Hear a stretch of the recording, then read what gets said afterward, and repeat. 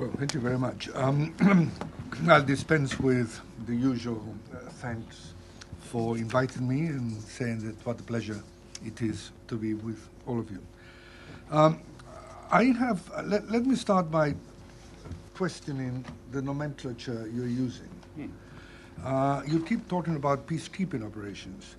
And I think that one of the problems we're having in the last 15 years is that a lot of the peacekeeping is nothing of the sort, or is not meant anything of the sort. It's either what actually you've inspired me to call peace securing missions, or civilian protection missions, and a lot of them, of course, also they are peace enforcement. And I don't think, I think by calling them, continuing to call them peacekeeping, it's all right if we mean it as shorthand, because we can't keep mentioning all the varieties, but I think we should be very clear, and government should be very clear as to what they are getting themselves involved in or supporting. I think that let me give an example of Afghanistan, where I'll try and spend only 5 minutes on it. I mean, the original deployment of U.S. forces was not even under any particular UN resolution, other than 2 resolutions adopted in September 2001 in the wake of the events on the 11th, which authorized or reiterated the right of the U.S. to self-defense under Article 51.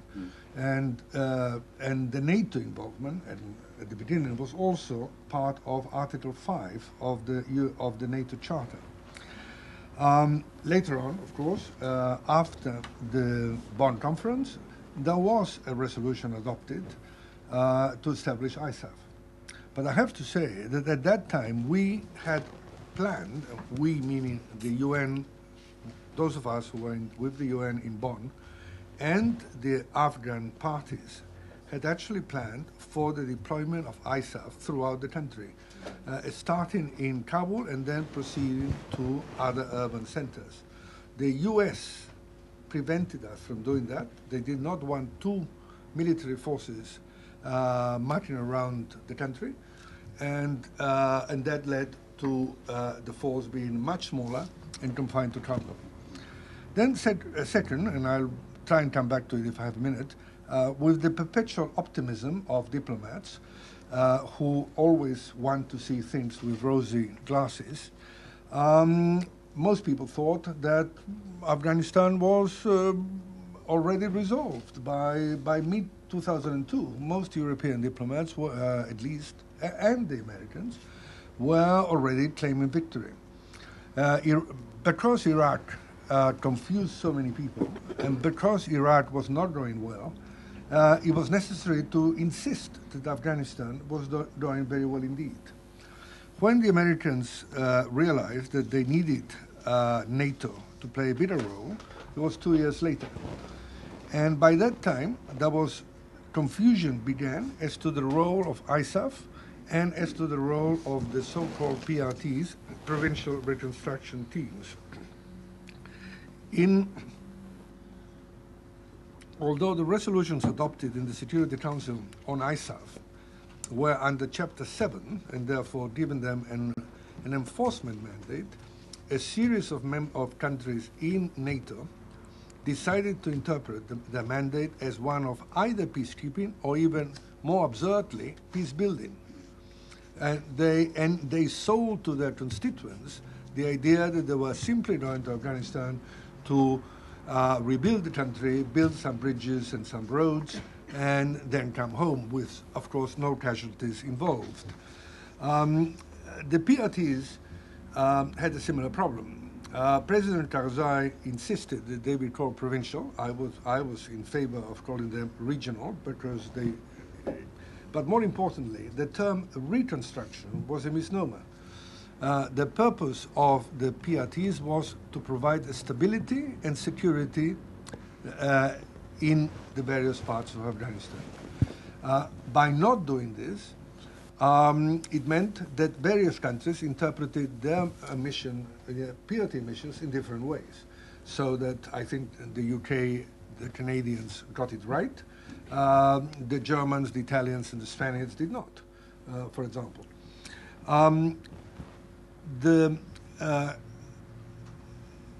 The perception of most Afghans that the first, and indeed the perception, even the conviction by most governments, that their first task in deploying forces was to ensure their own protection rather than the protection of civilians, let alone carry out any form of assistance in disbandment of illegal armed groups or in the demobilization of militias, led to the inability of the central government to control the means of violence, to monopolize the means of violence, and meant poor governance, corruption, and the rule by commanders and warlords from the very beginning. Now,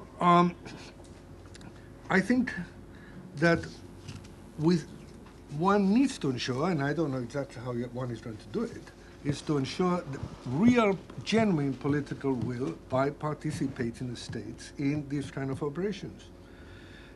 Many member states today in Afghanistan are there, mainly either to make amends for not having gone to Iraq or to please President Obama or the United States. They are not there at all, but with any conviction that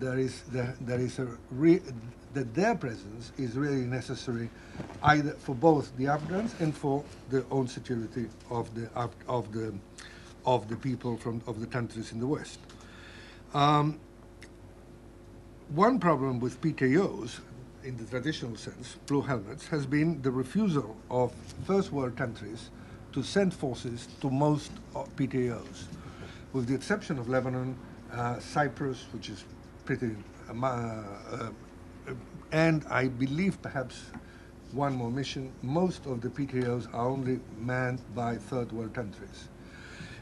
Hence, often, and that, of course, means at times a decreased quality. Now, the next point I wanted to make is there has to be, and not only by governments, but this needs to be explained to the population, the likelihood of military casualties if you're sending forces to places where there is no peace to be kept.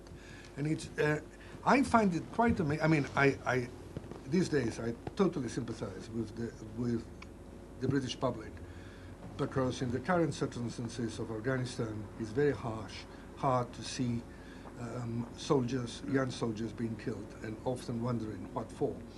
But basically, let's face it, you join the military knowing you may be in combat, and if you're in combat, you may die. And it's the same as joining a fire brigade. If you are going to be a fireman, you don't put the fire brigade in the area where there are no wooden buildings, and which are the less likely areas to have a fire. And I think we need to make this clear to our own publics. We also need to determine collectively, whether it's the UN or whether it's NATO, the objectives of the mission, the strategy, and the strategy required to achieve the objectives, something that I think is in dire need at the moment, and I'm glad that in Afghanistan, and I'm glad that President Obama is refusing to send forces before being clear as to what they're being sent for. I think it's also important to have an information campaign to tell the people in the country where a mission is deployed what are the aims of the mission, and indeed the limits of the mission, what they can and actually are not able to do. One idea in peacekeeping operations would be, in the traditional ones, would be to establish a special quick reaction unit that would protect civilians. In a certain way, the UK did that in Sierra Leone when it sent its 1,000 force deployed. We need to improve the relationship between in the UN between the Department of Political Affairs, the Department of Peacekeeping, and the Department of Humanitarian Affairs. Let's face it, the division between DPA and DPKO is absolutely nonsensical. It's only linked to the desire of Britain and France, or before, because Britain now gave up DPA, is the desire of major powers to head departments. But anyway, this is probably a fact of life. But I think it's important that when DPKO takes over an operation from DPA, it should not start from the scratch. There has been a lot of work done beforehand by the Department of Political Affairs. I think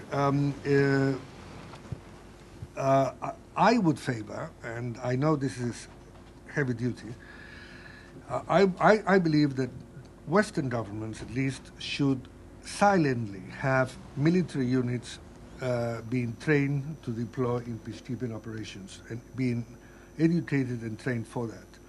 I think we need to have civilian police, extra civilian police, hired to be deployed as civil police in missions. We don't have enough civilian police, and we need to have some. Some countries need to develop a cadre of civilian administrators, political officers, and humanitarian and reconstruction officers that could be deployed at the earliest opportunity. I know about geographical distribution. In East Timor, I paid very little attention to it. In the lead-up to the referendum, we chose people because they were good, not because where they came from. And the result was a mission, UNAMED, that I think many people were proud of. NGOs, there has to be a greater cooperation with, by the UN and with NGOs. I think it's important to ensure that the military element in a peacekeeping operation is under civilian political command or control. And here is the advantage, I must say, between the UN and NATO. I just heard that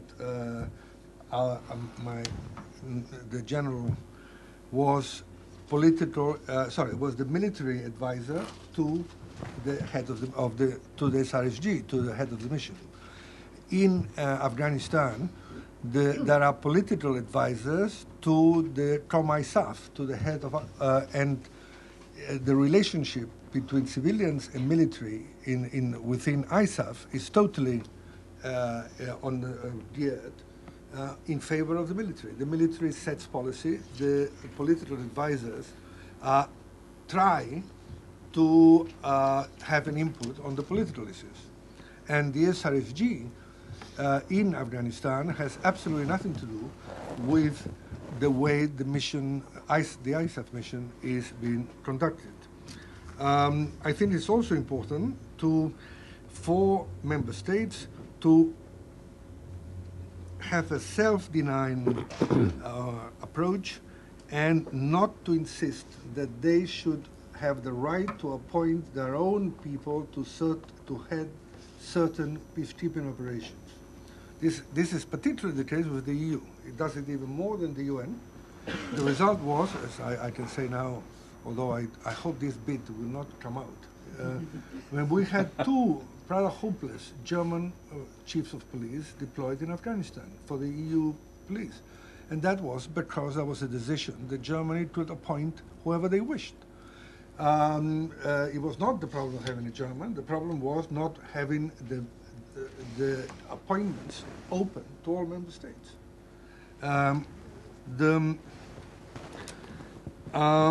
I already mentioned the importance of avoiding excessive optimism in reporting to headquarters and in sometimes masking the negative reality of the situation in the field. And that is particularly important when the Secretary General reports to the Security Council or when one of us reports to the Political and Security Committee of the EU. Let's avoid slogans like Afghan-led. From the very start, we used this slogan, Afghan-led. It's an Afghan-led mission. First, it wasn't true. But more importantly, whether it was true or not, what do we mean by Afghan-led?